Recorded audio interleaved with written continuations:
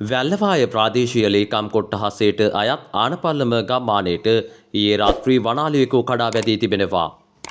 එලෙස කඩා වැදුණු වනාලයා ඊයේ රාත්‍රී කාලයේ පුරාවටම ආනපල්ලම ගම්මානයේ රැඳී සිට ඇති අතර පසුව අද උදෑසන කාලයේදී විදුලි වැටත් බිඳ දමමින් වැල්ලවාය මොනරාගල ප්‍රධාන මාර්ගයට පැමිණ යලි වනාන්තරය දෙසට ගමන් කරන ආකාරය අසල සිටි අයෙකුගේ චංගම දුරකථන කැමරාවේ මෙලෙස සටහන්ව තිබුණා. එම අලියාගේ ඉදිරිපස පාදයේ තුවාලයක්ද දක්නට ලැබෙන අතර මෙම වනාලියාගේ තුවාලය උග්‍රවීමට මත්තෙන් ඔහුට ප්‍රතිකාර කිරීමට කටයුතු කිරීම වනජීවී නිලධාරීන් සහ අදාළ බලධාරීන් සතු වගකීමකි. දැනට වසර ගණනාවක සිට ආනපල්ලම ප්‍රදේශයට උග්‍ර ලෙස වනාලි තර්ජනය පවතින අතර මෙම නිසා ආනපල්ලම ප්‍රදේශයේ ජනතාව මෙන්ම වනාලින්ගේ ජීවිතවලටද එල්ල කර ඇත්තේ දැඩි බලපෑමක්.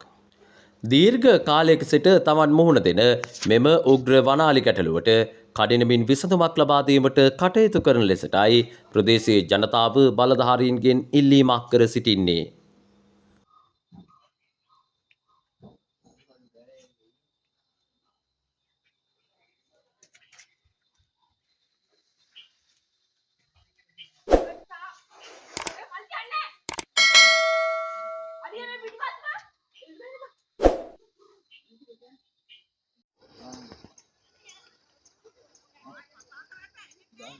ආය දාන්න එපා යනවා මුදුවට අපරාධ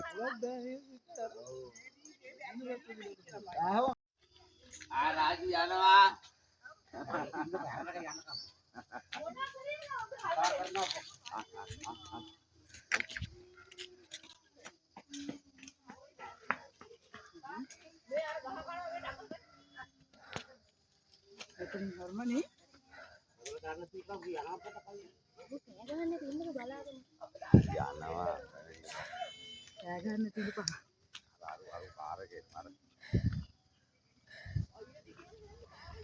දීපම්ම මිදුලතු කොනොත් දන්න